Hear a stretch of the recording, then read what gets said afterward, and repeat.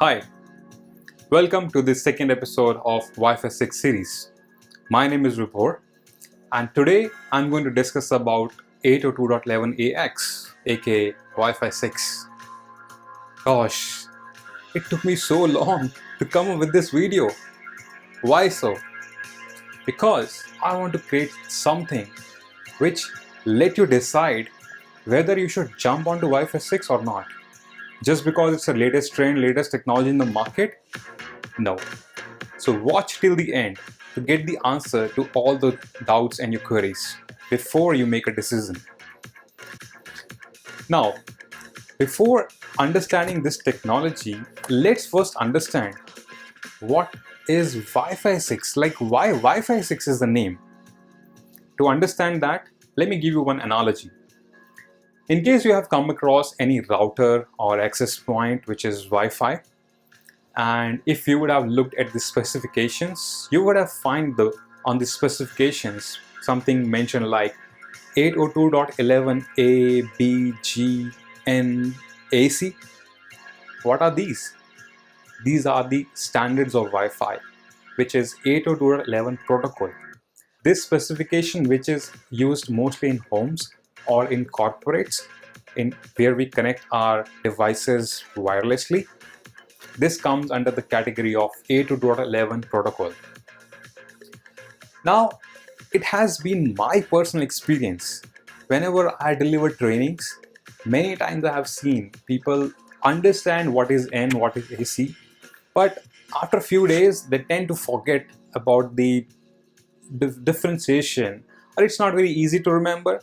And as you could see, Wi-Fi is evolving. Going ahead, there would be many enhancements coming in. Now, today we are going to discuss about Wi-Fi 6. And you know what? IEEE has already started working on Wi-Fi 7. In order to understand these standards, a very systematic nomenclature has been designed so that people can easily remember. And they have categorized under generations, Wi-Fi 1, 2, 3, 4, 5, and 6. So let's first understand, or let's first see what are these previous generations? What was their evolution all about? And what were the differences?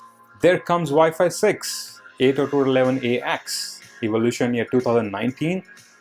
Wow, the speed setting it promises about 9.6 gigabits per second. Is it fact or is it truth? We have to find out. The good point is this supported both the frequencies, which is 2.4 gigahertz and 5 gigahertz band. And the most important thing, this can work in 6 gigahertz spectrum. The concept that we discussed in the last video. Now, before going ahead, let me explain you one important point. What's that? 802.11ax is the technology, whereas Wi-Fi 6 is the certification. Now let me explain what's that. Certification means if in case you have an access point or a client device that says they are Wi-Fi 6 compatible, then they have to meet certain criteria, or should I say certain mandatory requirements before qualifying to become Wi-Fi 6. Now what are those conditions we'll discuss in later videos, but as discussed today, my agenda of discussion is why Wi-Fi 6? When there was Wi-Fi 4, Wi-Fi 5 in the market, what was the need for Wi-Fi 6? Does it provide better throughputs? Will it provide better speed limits? Will it work in dense deployments? Is it backward compatible with all the previous generations? Or can it work in 80 MHz and 160 MHz channel bonding? Well, too many thoughts. And the answer is partly yes, partly not. So if we say, is it backward compatible with the previous generation? Yes, of course. Now it is backward compatible with 2.4 gigahertz band as well. So that now what we have a booming industry, which is IoT, it can support all those devices. And why 2.4 gigahertz is still considered something better? Because it has a higher wavelength. It can penetrate across the walls as well. And 2.4 is a very cheapest chipset, which is the selling point for IoT devices. When it comes to dense deployments, will it support? Of course. This is what this protocol is made for.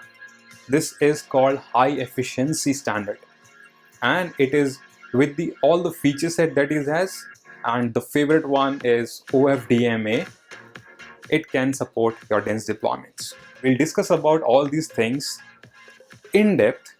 When it says high throughput settings, how it will cater to those settings, what are those enhancements, what are those improvements, what are those feature sets.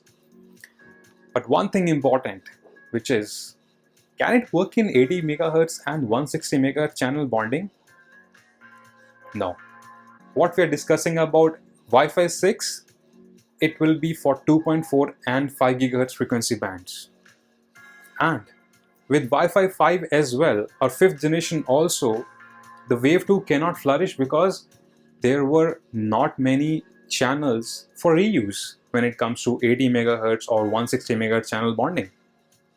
But yes, one point is very much clear. As I said, this will be supported in 6 GHz spectrum. So once it gets fully operational, then this technology we can use for 80 and 160 MHz channel bonding. Now, the important question. What are the advancements? What are the feature sets? There are many feature sets.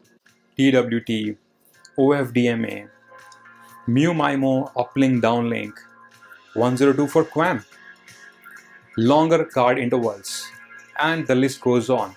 I will cover these all feature sets in detail in my upcoming videos, but as I said, today we need to discuss and think about whether we should go for Wi-Fi 6 or not. Now, the first important question that comes, will legacy devices be able to support or utilize the feature set of Wi-Fi 6? The answer is no. But yes, one thing is for sure, if in case we have a mixed mode environment, Wi-Fi 6 clients will provide better airtime. The second most important point comes is MIMO, uplink and downlink. Will it be supported with all the previous generations? No.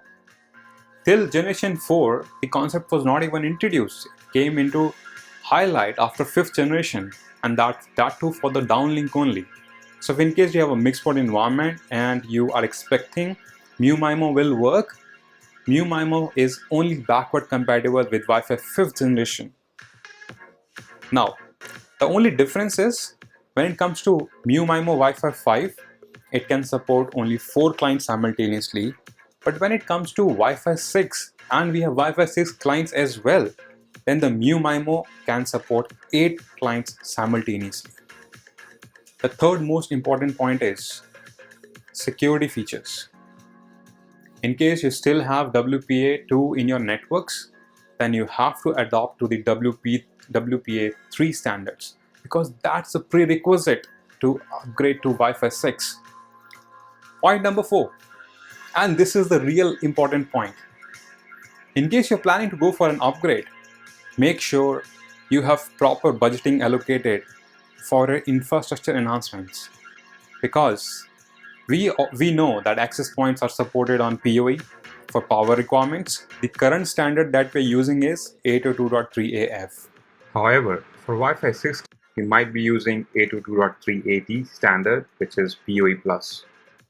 Or in case there are multi-radios enabled on the access points, they might go for 802.3BT, which is PoE++, which are enhanced power sets.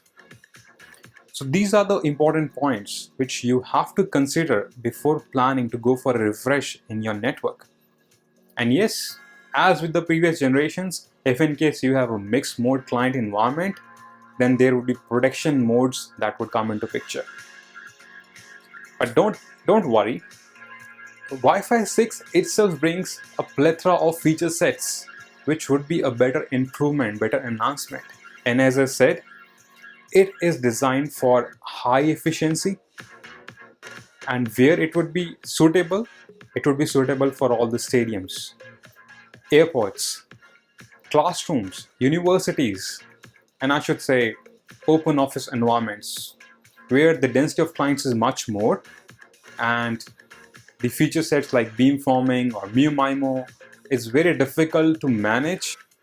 So these are the conditions which we need to understand, or we need to make sure before we jump or to make any conclusion or decision.